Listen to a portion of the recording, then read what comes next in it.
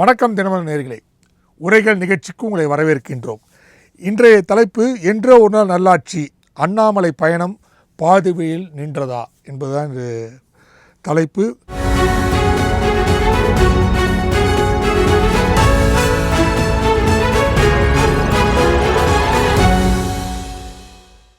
நம்முடைய இது குறித்து பேசுவதற்காக பத்திரிகையாளர் ராகவன் வந்திருக்கிறார்கள். வணக்கம் சார். வணக்கம்.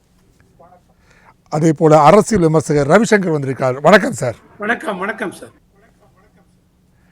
சார் ராகவன் சார், இப்போது பரபரப்பான இந்த விவாதம் என்னென்னா, அண்ணாமலை அவர்கள் டெல்லி பயணம் போன்ற விஷயங்கள், அது மட்டுமல்ல பாரதிய ஜனதா கட்சியின் தமிழக தலைவராக இருக்கக்கூடிய அண்ணாமலை மாற்றப்படுவாரா இல்லையா அப்படின்ற ஒரு பரபரப்பான சூழ்நிலை போய் கொண்டிருக்கின்றது.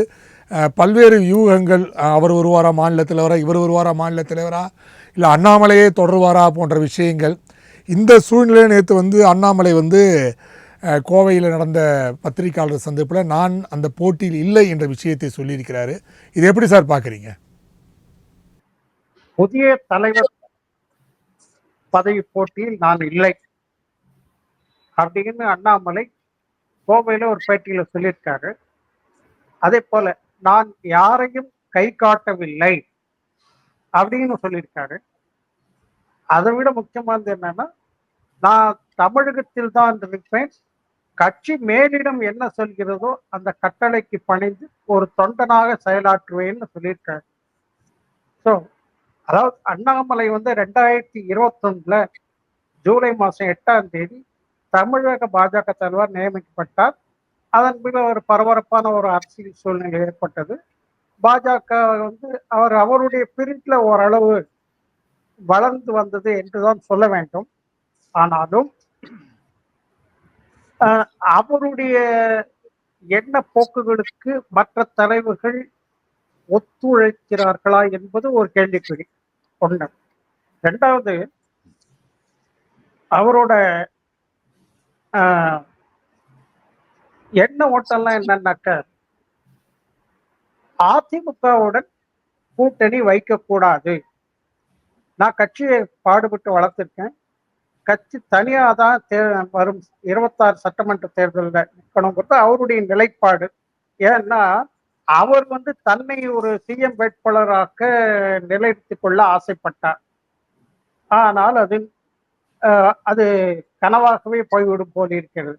என்ன காரணம்னா, இப்ப அதிமுக பொதுச்செயலர் எடப்பாடி பழனிசாமியின் கோரிக்கைக்கு இணங்க அண்ணாமலை மாற்றப்படுகிறாரா, இல்ல கட்சிக்குள்ளேயே சிலர் கொடுத்த புகார்கள் காரணமா என்றெல்லாம் பரவலாக விமர்சனங்கள் வருகின்றன. நம்ம இப்ப அந்த வழிக்கே போக வேண்டாம். எப்படி இருந்தாலுமே அவர் வருகிற 9ஆம் தேதி டில்லியில் உள்ள பாஜக மேலிடத்தினர் கலந்து ஆலோசித்து புதிய தலைவரை அறிவிக்கிருக்காங்க. அதனால இவர் நீக்கப்படுறது நிச்சயமாயிடுச்சு. ஸோ புதிய தலைவர் யாரா இருக்கக்கூடும்? புதிய தலைவர் நயினார் நாகேந்திரன் வரலாம் என்று பேசப்படுகிறது. அதுக்கு காரணம் என்னன்னாக்க, அதாவது இப்ப பாஜகவின் ஒரே குறிக்கோள் என்னன்னா, தேர்தல் கணக்கு என்னன்னா, திமுக ஆட்சியை முடிவுக்கு கொண்டு வர வேண்டும். சரி, அப்படி திமுக ஆட்சியை முடிவுக்கு கொண்டு வர வேண்டும் என்றால், இப்ப இருக்கிற பாஜக பிளஸ் தமிழ்நாட்டை சேர்ந்த உதிரி கட்சிகள் எல்லாம் சேர்ந்த தேசிய ஜனநாயக கூட்டணியால் அது நடக்காத காரியம் அப்படிங்கிறது பாஜகவுக்கே நல்லா தெரிஞ்சிருக்கு. ஸோ இப்ப இதை செய்யணும்னா, தமிழகத்தில் உள்ள ஓரளவுக்கு செல்வாக்குமிக்க ஒரு கட்சியை கூட்டணி வச்சுக்கணும்.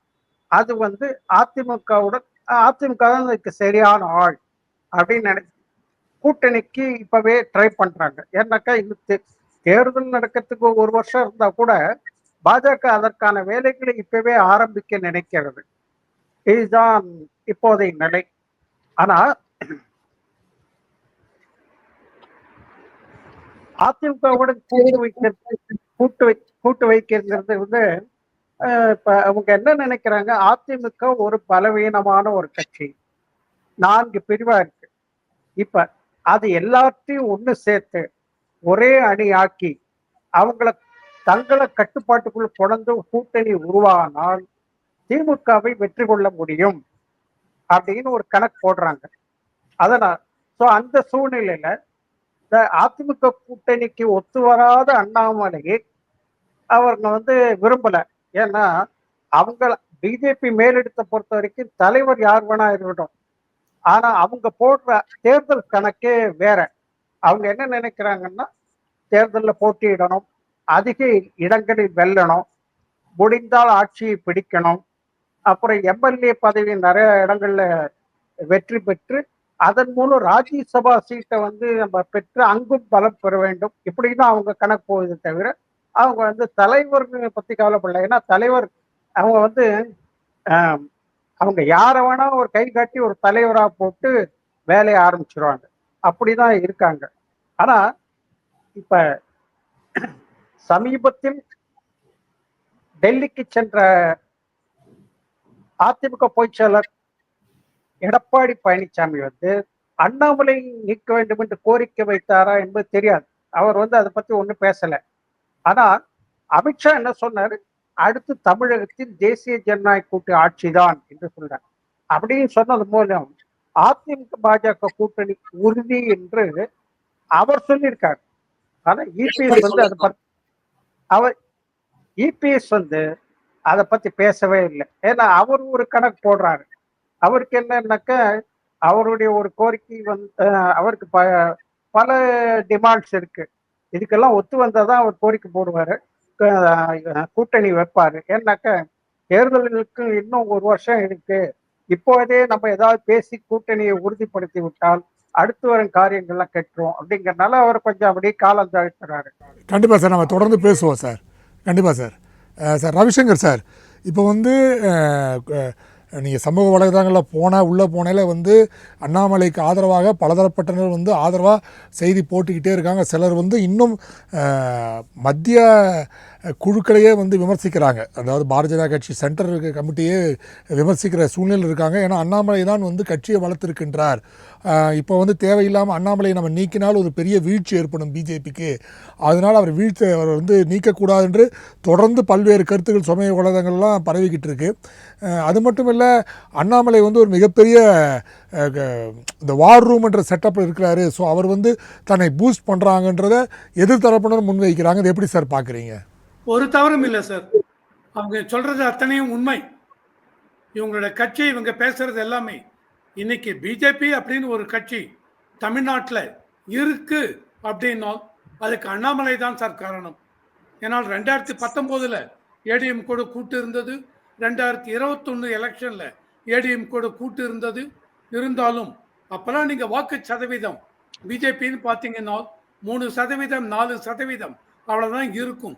2021 அந்த ஜூலை மாதம் நினைக்கிறேன், இவர் அப்போ கரூரில் நின்று மே சட்டசபையில் தோத்தார்.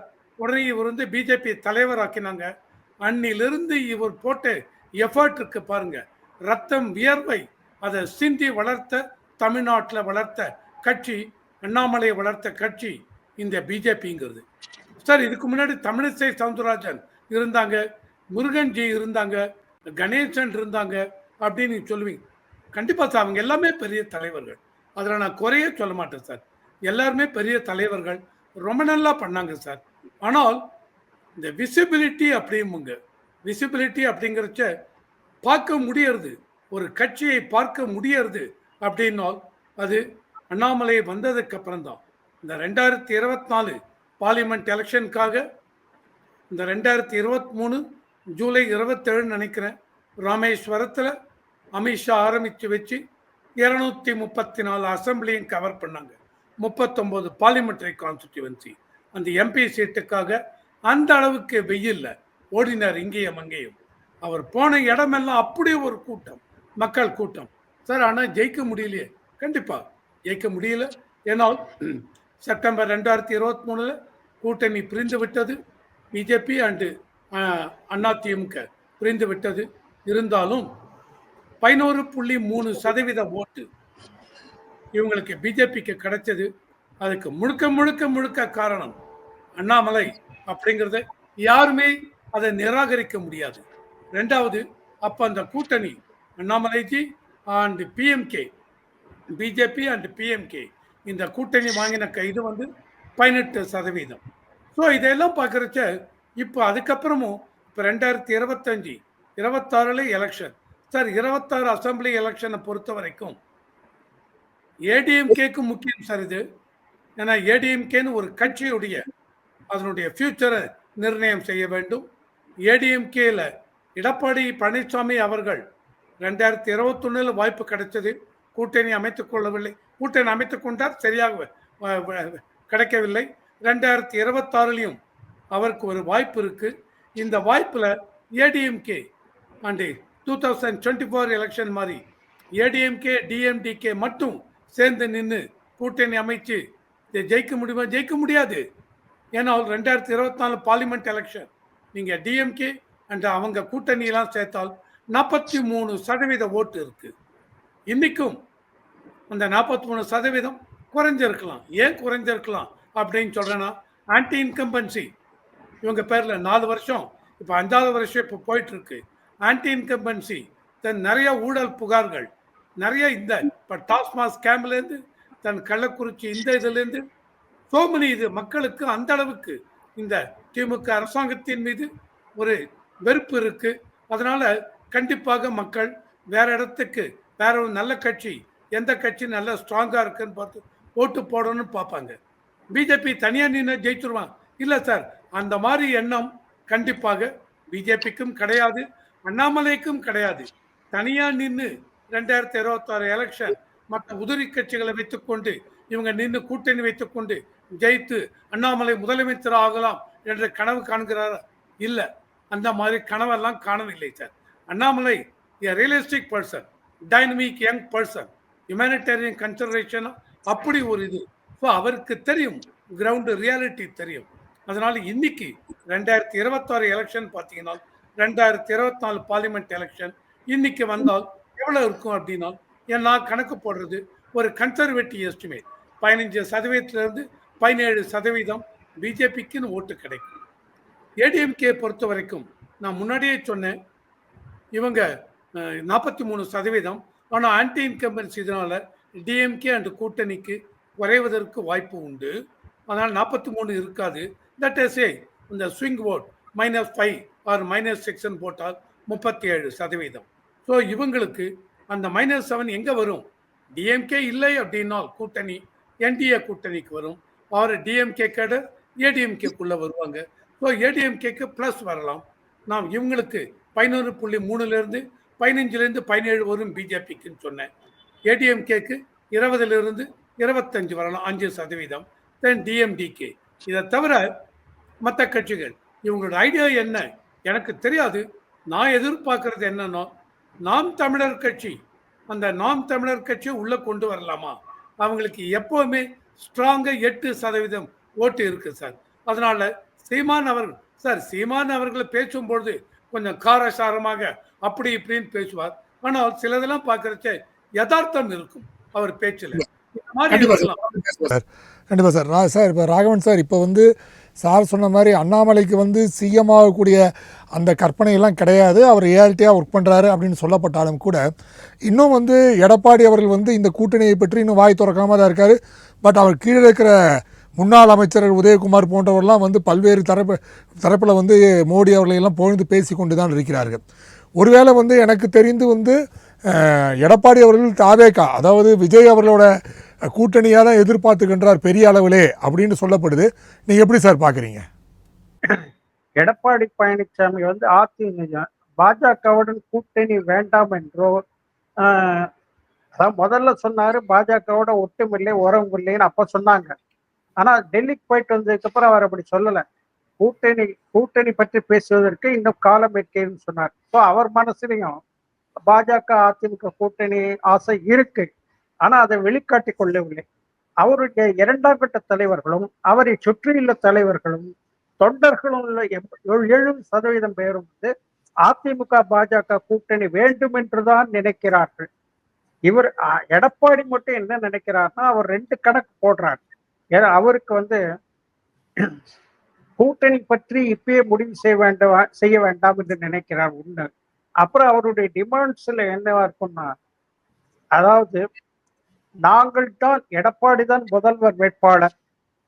இரண்டாவது, நாங்கள் கொடுக்கும் சீட்டை தான் நீங்கள் வாங்கிக் கொள்ள வேண்டும். நீங்க ஆளுக்கு 117 என்று பிரித்துக் கொள்ளலாம், அப்படிலாம் நீங்க எங்களை கமாண்ட் பண்ணக்கூடாது அப்படிங்கிற ஒரு விஷயம். மூணாவது அவருக்கு இருக்கிற பிரச்சனை, வழக்குகள், இரட்டை இலை சின்னம். இதெல்லாம் எப்படி இருக்கு, இதன் முடிவுகள் என்ன, கிட்டத்தட்ட அதை பொறுத்துதான் ஏடிஎம்கே அது பாஜகவோட அவர் கூட்டணிக்கு போவார் ஒண்ணு. அவர் இன்னொரு ஆப்ஷனை ஏன் வச்சிருக்காரு, இன்னொரு ஆப்ஷன் என்னன்னா, தாவேகாவுடன் கூட்டணி வைக்கலாமா என்ற எண்ணமும் அவருக்கு இருக்கிறது. அதனால்தான் எந்த முடிவும் சொல்லாமல் காலம் தாழ்த்து வருகிறார். ஏன்னா இன்னொரு செய்தி வந்துச்சு, ஒரு செய்தியாளர் சோர்ஸ் ஒன்று என்ன வந்துச்சுன்னா, சில நாட்களுக்கு முன்பு மிதுன், அதாவது எடப்பாடியின் மகன் மிதுனும் விஜய் அவர்களும் 1-to-1 பேசியிருக்காங்க. இந்த சீட் ஷேரிங்கில் கொஞ்சம் குழப்பமாக இருக்கிறதுனால தான் எடப்பாடி அவர்கள் இந்த பாஜகவோட கூட்டணி இன்னும் உறுதிப்படுத்தாமையே இருக்கின்றாரு. ஏன்னா தாவேகா பாஜகவுடன் கூட்டணி விரும்பவில்லை அப்படின்னு சொல்லப்படுறதுனால விஜய் அதிமுக அப்படி ஒரு கூட்டணி ஃபார்ம் பண்ணுறதுக்காக தான் வெயிட் பண்ணிட்டு இருக்காங்கன்னு சொல்லப்படுது எடப்பாடி சைடில் இருந்து. ஏன்னா மிதுன் அவரோட மகனும் பேசியிருக்கான்றாங்க. அது மாதிரி என்ன சார் ஏதாவது அந்த மாதிரி ஒரு எண்ணம் அவருக்கு இருக்கு. ஏன்னாக்க இப்ப அவர் என்ன நினைக்கிறார்னா, அதிமுக ஒரு வலுவான கட்சி, எங்களுடன் நீங்க கூட்டணிக்கு வந்தால் நாங்க உங்களை சேர்த்துக் கொள்கிறோம் அப்படிங்கிற ஒரு பக்கம். இன்னொரு சாய்ஸ் என்னன்னா, தேர்தலில் தனித்தனியா போட்டியிடுவோம், தேர்தலுக்கு அப்புறம் தாவகவோட கூட்டணி ஜெயிக்கிற எண்ணிக்கையை பொறுத்து நம்ம கூட்டணி வச்சுக்கலாங்கிற ஒரு எண்ணமும் எடப்பாடி மனசுல இருப்பதாக தெரிகிறது. ஆனால் பொதுவாக அதிமுக ஆகட்டும் பாஜக ஆகட்டும் அவருடைய ஒரே குறிக்கோள் திமுகவை வீட்டுக்கு அனுப்ப வேண்டும் என்பதுதான். சோ அப்படி இருக்கிற நேரத்துல தேர்தல் கூட்டணி, அதாவது பாஜகவுடன் தேர்தல் கூட்டணியை உறுதி செய்து இப்பொழுதே களத்தில் இறங்கினால்தான் அது அவங்கள திமுக வெற்றி கொள்வது என்பது ஓரளவுக்கு சாத்தியமாகும். இவர் காலம் தாழ்த்தினார்னா அது டிலே பண்ண இவங்களுக்கு பிரச்சாரம் செய்யறதுக்கு நேரம் இல்லாம போயிடும், வேட்பாளர் தேர்வு செய்யணும், இன்னும் பற்பல பணிகள்லாம் இருக்கு. இன்னொரு விஷயம் என்னன்னா, இப்ப அவர் எடப்பாடி இன்னொன்னு என்ன கணக்கு போடுறாருன்னா, நாளைக்கு தேர்தல் நெருங்கும் நேரத்தில் திமுக கூட்டணி கட்சிகள் இப்ப எல்லாம் இன்டாக்டா இருக்குன்னு சொல்றாங்க. நாளைக்கு தேர்தல் நேரத்துல ஒவ்வொரு கட்சியும் அதிக சீட் கேட்டு ஒரு நெருக்கடியை திமுக தந்து ஒருவேளை அதன் மூலம் ஏதாவது வெளியேறினால் அவர்களை சேர்த்துக் கொள்ளலாம், அது இன்னும் வலுவாக இருக்கும் அப்படின்லாம் அவரு ஒரு பக்கம் கணக்கு போடுறாரு. ஆனா அவர் எதை பண்ணாலும் என்னை பொறுத்த வரைக்கும் என்னன்னா, அதிமுக பாஜக கூட்டணின்னா உங்களுக்கு ஓரளவுக்கு ஒரு சாதகமான ஒரு சூழல் இருக்கும். அப்படிப்பட்ட ஒரு சாதகமான சூழல் இருக்கும். அவர்கள் நிச்சயம் எதிர்கட்சி ஒரே நோக்கத்தோடு தோற்கடிக்க இயலும். ஏன்னா இப்ப ரவிசங்கர் சார் சொன்ன மாதிரி திமுக மீது ஒரு அதிருப்தி மக்கள் மனதுல வர ஆரம்பிச்சிருச்சு. நாங்க இலவச பஸ் பயணம் தரோம், மாசம் பெண்களுக்கு 1000 ரூபாய் தரோம், எல்லாம் பண்ணுன்னு சொன்னா கூட அவர்களுடைய ஆட்சி நிர்வாகம், ஊழல் புகார், பாலியல் புகார்கள் இப்படி எல்லாம் வந்துட்டு இருக்கறதுனால அவங்க இமேஜ் குறைஞ்சிட்டு இருக்கு. ஸோ இந்த மாதிரி நேரத்துல அவர் எதையுமே காலதாமதம் செய்யாம சீக்கிரம் ஒரு முடிவுக்கு வந்தாருன்னா, தேர்தல் பணிகளை இப்பயே ஆரம்பிச்சாங்கன்னா அது அவருடைய வெற்றிக்கு வழிவகுக்கும் அப்படிங்கிறத என்ன நிலைப்பாடு. ஆனா இந்த இவர் வைக்கிற டிமாண்ட் எல்லாம் பாஜக என்ன செய்யும் அப்படின்னு ஒரு கேள்விக்குறி. பாஜகவோட நெருக்கடியை எடப்பாடி எதிர்கொள்வாரா என்பது ஆனா இன்னொரு கேள்வி. இந்த ரெண்டையும் பொறுத்துதான். இது ரெண்டுலையும் சரியா வரலைன்னா அவர் தாமகவுடன் கூட்டணிக்கு போவாரு. அதுதான் அவருக்கு அடுத்த பெஸ்ட் சாய்ஸ்ன்னு அவர் நினைக்கிறார். ரவிசங்கர் சார், இப்போ சார் சொல்கிற மாதிரி இந்த பக்கமும் பல்வேறு விஷயங்கள் முன்வைக்கப்படுகிறது, பாஜக பக்கமும் வைக்கப்படுகிறது, அதிமுக பக்கமும் 2 பேருக்கும் கோரிக்கைகள் வைக்கப்படுகிறது. பாஜக வந்து முக்கியமான விஷயம் என்ன சொல்கிறாங்கன்னா, அனைத்து குழுக்களும், அதாவது ஓபிஎஸ்ஸாக இருந்தாலும் சரி, டிடிவி, சசிகலா எல்லாம் ஒன்றாக இணைய வேண்டும் எடப்பாடி என்ற முக்கியமான விஷயத்தை முன்வைக்கிறார்கள். ஆனால் வந்து எடப்பாடிக்கு அது விருப்பம் இல்லாமல் இருக்கின்றது. அது முக்கியமான விஷயம். அதை தவிர்க்கிறார். எல்லா பேட்டிலையும் சொல்கிறாரு, அவர் இல்லாமல் தான் நாங்கள் வந்து தேர்தலை சந்திப்போம் என்ற விஷயத்தை அவர் முன்வைத்து கொண்டே இருக்கின்றார்.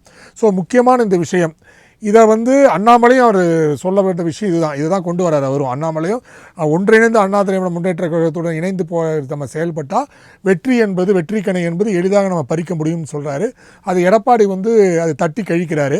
இது எப்படி நீங்கள் பார்க்குறீங்க சார்? இந்த நான் முன்னாடி சொன்ன மாதிரி 2021 ஏடிஎம்கேக்கு ஒரு நல்ல ஒரு ஆப்பர்ச்சுனிட்டி கிடைச்சது. அப்போ அவங்க என்ன பண்ணிருக்கணும், ஓபிஎஸ், டிடிவி தினகரன் அண்டு சசிகலா இவங்க எல்லாரையும் சேர்த்து இருந்து அந்த எலெக்ஷனை ஃபைட் பண்ணியிருந்தாங்கன்னா கண்டிப்பாக 2021 எலெக்ஷன்லேயே மறுபடியும் ஏடிஎம்கே ஜெயித்திருக்க வாய்ப்பு உண்டு. ஆனால் அப்போ அதை கோட்டை விட்டாங்க. 2024 பார்லிமெண்ட் எலெக்ஷன்லையும் இவருக்கு ஈகோ, அதாவது என்ன ஆயிடுத்து யூபிஎஸ் அவர்களை பொறுத்த வரைக்கும், அவர் நினைச்சார் இந்த 2023 செப்டம்பரில் வெளியில் வரைச்ச அவர் சார் சொன்ன மாதிரி பிஜேபியோட ஒட்டும் வேண்டாம், உறவும் வேண்டாம்னு. அவருடைய எதிர்பார்ப்பு என்ன அப்படின்னா, பிஜேபியோட சேர்ந்ததுனால தான் இவங்களுக்கு சிறுபான்மை இனத்தினர் இவங்களுக்கு ஓட்டு போடவில்லையோ அப்படின்னு. மேபி அதனுடைய அடிப்படையில், அந்த எண்ணத்தின் அடிப்படையில் தான் கொஞ்ச நாளைக்கு இவர் வந்து தலையில நெத்திக்கு திருநீர் கூட வைக்காம இருந்தார். இது எல்லாருமே பார்த்துருப்போம். ஸோ இதுல சார் ஒரு பிஜேபியை பொறுத்த வரைக்கும் இந்த எலெக்ஷன் 2026 எலெக்ஷன் எந்த விதத்திலையும் நெருக்கடி கிடையாது சார் பிஜேபிக்கு. எதனால அப்படின்னா, ஆல்ரெடி ராஜ்யசபாவில் நீங்க பார்த்தீங்கன்னா என்டிஏ கூட்டணி சிம்பிள் மெஜாரிட்டி ராஜ்யசபாக்கு 119 சார். ஆனால் ஆல்ரெடி என்டிஏக்கு 125 இருக்கு சார். அதனால இன்னும் ஃபர்தரா சார் எம்எல்ஏ வந்து 1-2 இது எனக்கு சீட்டு கிடைச்சால் வெரி குட், கிடைக்காட்டாலும் ஒன்றும் இல்லை சார். பிஜேபிக்கு நெருக்கடியே கிடையாது இந்த 2026 எலெக்ஷன். ஆனால் எடப்பாடி பழனிசாமி அவர்களுக்கு அந்த மாதிரி இல்லை, ஏடிஎம்கேக்கு அந்த மாதிரி இல்லை. 2026 எலெக்ஷன்ல நல்ல ஒரு கூட்டணி அமைத்து கண்டிப்பாக ஜெயிக்க வேண்டும். இன்னைக்கு டிவிகே விஜய கட்சி அவங்க கட்சி மூலம் கூட்டணி வைக்க முடியல. இவங்க என்ன எல்லா விதத்திலும் நூல் விட்டு பார்த்துருக்காங்க, நடக்கவில்லை. ஏன்னால் எல்லாருக்கும் தெரியும் விஜய் பேசினது என்ன அப்படின்னா, யார் யாருக்கு எந்தெந்த கட்சிக்கு எங்களோட கூட்டணி சேர வேண்டுமோ எல்லா கட்சியும் வரவேற்கிறோம், ஆனால் எங்கள் கட்சி தான் தலைமை எடுத்து நடத்தும். அதாவது அத்தனை கட்சியும் விஜயை வந்து லீடர் ஏற்றுக்கணும். இது நடக்கிற காரியமா சார்? ஏடிஎம்கே எடப்பாடி பழனிசாமி அவர்கள் விஜய் போடுற இந்த கண்டிஷனை ஒத்துப்பாங்களா?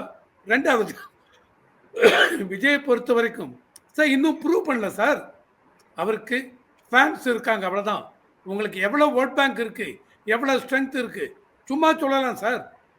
இந்த அளவுக்கு இப்போ நாம் தமிழர் கட்சி சீமான் பாடுபட்டு 8% கான்ஸ்டன்டாக வச்சிருக்காரு.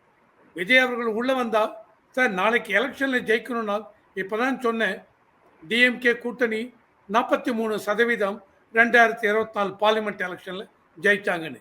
விஜய் கட்சி ஆரம்பித்து கூட்டணியே இல்லாமல் எவ்வளோ சார் கொண்டு வருவார் ஓட்டு? நீங்கள் சொல்லுங்க.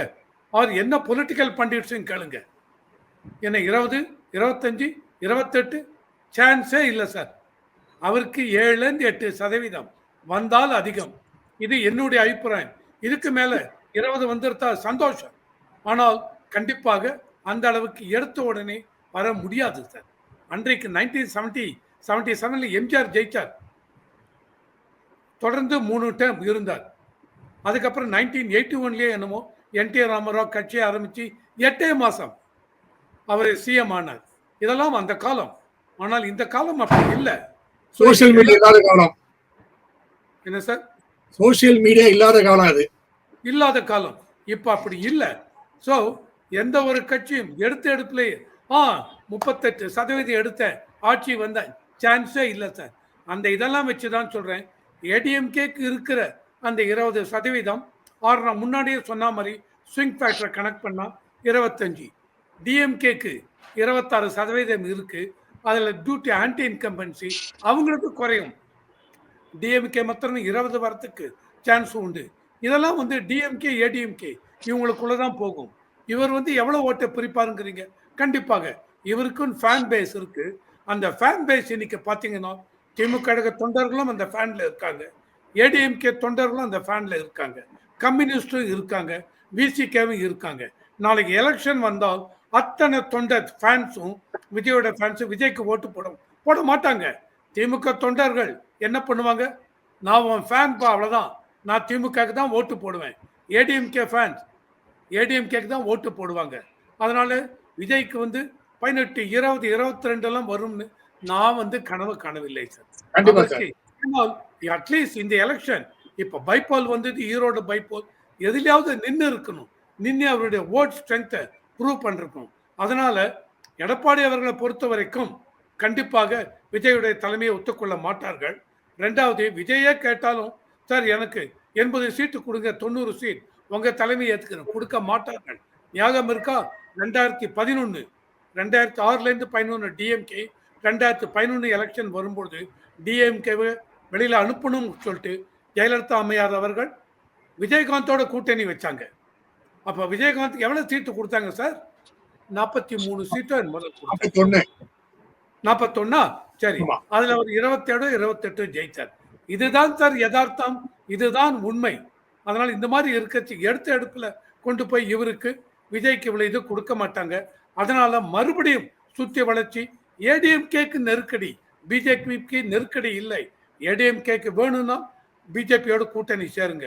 அதனால பிஜேபி அண்ணாமலையை வெளியில அனுப்பணும் அப்படின்னு ஏடிஎம்கே சொல்லிருப்பாங்களோ, அதனால தான் பிஜேபி வந்து இவங்களை இது கிடையாது. பிஜேபி ஸ்ட்ராட்டஜி என்ன அப்படின்னா, டாப் லெவல் அவங்க சொல்றது என்ன அப்படின்னா, அண்ணாமலை எடப்பாடி அவர்கள் கவுண்டர் இனத்தை சேர்ந்தவர்கள், பிஜேபி அவரும் கவுண்டர் இனத்தை சேர்ந்தவர்கள். அதனால ரெண்டு கட்சியுமே தலைமை கவுண்டர் இனம் அப்படிங்கிற ஸ்ட்ராட்டஜி இதை மாத்தலாம மற்றவங்களையும் உள்ள கொண்டு வருவதற்காக நயினார் நாகேந்திரன் அவரை கொண்டு வரலாம். அவர் முக்குலத்தோர் தேவரதை சேர்ந்தவங்க, அதனால அவரை கொண்டு வரலாம். ஆர் தமிழிசை அம்மையாரே ஏற்கனவே தலைவராக இருந்தவங்க, பிஜேபியுடைய நியூ ஆன்சர்ஸ் எல்லாம் தெரியும். அந்த காரணத்துக்காக தமிழிசை அம்மையார் கொண்டு வரலாம். அவர்கள் நாடாரணத்தை சேர்ந்தவர்கள். இந்த ஒரு காரணத்துக்காக தான். அதனால இவங்க கண்டிஷன் போட்டிருப்பாங்க. ஏடிஎம்கேக்கு கண்டிஷன் போடுற அளவுக்கு சக்தி கிடையாது. ஏன்னால் ஏடிஎம்கே நெருக்கடியில் இருக்கு, பிஜேபி நெருக்கடியில் இல்லை.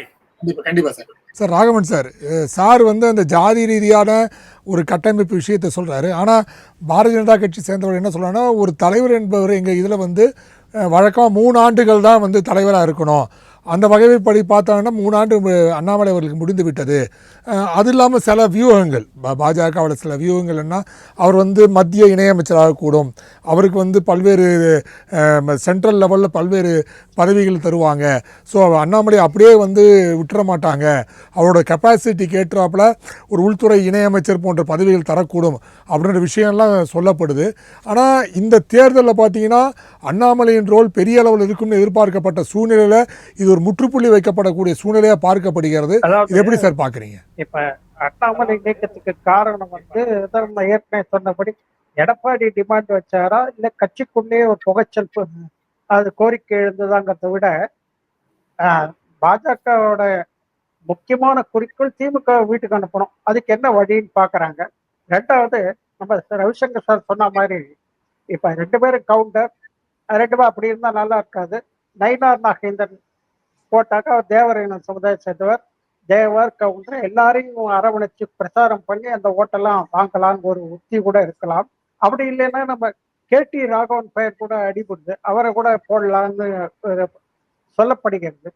மொத்தத்துல என்னன்னா, பாஜகவுடன் கூட்டு சேர்வதுதான் அதிமுகவுக்கு ஒரு பலத்தை கொடுக்கும். அத இப்ப ஏன்னா 2 பேரோட குறிக்கோளும் வந்து திமுக வீழ்த்தணுங்கிறது தான். அப்ப 2 பேரும் ஒண்ணு சேர்ந்து ஆல்ரெடி பாஜக தமிழ்நாட்டில் ஒரு 11% வாக்கு இருக்கு. இப்ப ஏடிஎம்கேக்கு இப்ப வாக்கு சேர்ந்து 21% குறைஞ்சிருக்கு.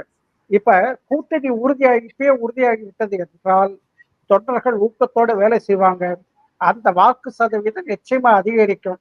அதை தவிர திமுக எதிர்ப்பு ஓட்டுகளும் வந்து இந்த கூட்டணி கிடைக்க வாய்ப்பு இருக்கு. ஆனா அதே சமயத்துல அப்ப வந்து வெற்றிங்கிறது இந்த 2 கூட்டணிக்கும் எளிதாயிடும். ஏன்னா வர தேர்தலில் நிச்சயமா திமுகவுக்கு வெற்றி வாய்ப்பெல்லாம் எவ்வளவு எளிது கிடையாது. அவங்களுடைய டஃப் ஃபைட்டா தான் இருக்கும். அதே நேரத்துல எடப்பாடி பழனிசாமி வந்து தாவேக்காவை நம்பி இருந்தால் அது வந்து ஒரு தர்ம சங்கடமான சூழ்நிலை அவர் ஏற்படுத்தும். ஏன்னா அதிமுக வந்து தாவேக்காவை கட்டி சுமக்கிற மாதிரி ஆயிடும். ஏன்னா அவங்களுக்கு ஒரு வாக்கு சதவீதம் கிடையாது. இது வரைக்கும் எந்த தேர்தல் நிக்கல, எதுவும் அவங்க களத்துல கூட அவர் இறங்கல. அப்படிங்கிறத அவர் என்ன அவரை போய் வலுவுல போய் இவங்க கூட்டணி வச்சு என்னத்தை சாதிக்க போறாங்க. அதனால ஒரு புத்தாலித்தனமா ஒரு காரியம் பண்றதா இருந்தால் வந்து எடப்பாடி பழனிசாமி பாஜகவுடன் கூட்டணி வைத்துக் கொள்வதுதான் சிறந்தது. ஆனா அவர் பயப்படுறது என்னன்னாக்க, இந்த சசிகலா, ஓபிஎஸ், தினகரன் எல்லாம் சேர்த்தா இப்போதைக்கு பாஜக கூட்டணி, அதிமுக கூட்டணி வெல்லும், தேர்தலுக்கு பின்ன நம்மை ஒதுக்கி விடுவார்களோ என்ற ஒரு அச்சம் அவர்கிட்ட இருக்கு. அதனால்தான் வந்து அவர் இந்த மாதிரி இருக்கார். ஆனா அவர் துணிஞ்சு செயல்படணும்.